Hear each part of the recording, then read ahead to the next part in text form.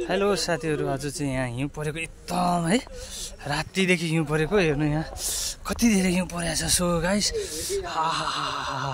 एकदम चिसो भइरहेछ। अनि त्यही भएर म चाहिँ एकदम ब्याक सेल्फी फोटो क्यामेरा बनाइरहेको छु। हाम्रो चाहिँ क्याम यही हो।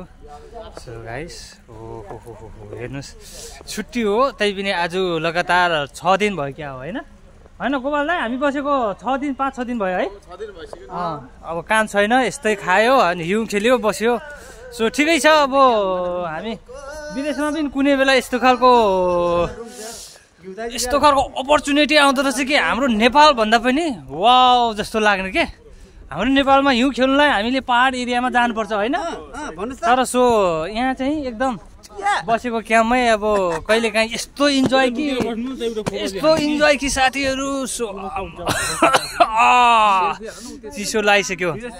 सो चिसो भएको हुनाले मलाई चिसोले भेटाइसक्यो। ल हेर्नु यहाँ लगाइस, बाफ्रे हेर्नु, यो चाहिँ टर्कीमा हो। त्यसो भएको हुनाले एकदम दामी छ। ल यहाँ साथीहरू ल यहाँ गोठमा लुकेर बसिरहनु भएको छ। ल ओहो यति साह्रो कुल। एकजना हाम्रो चौधरी दाइ यहाँ हुनुहुन्छ। हेलो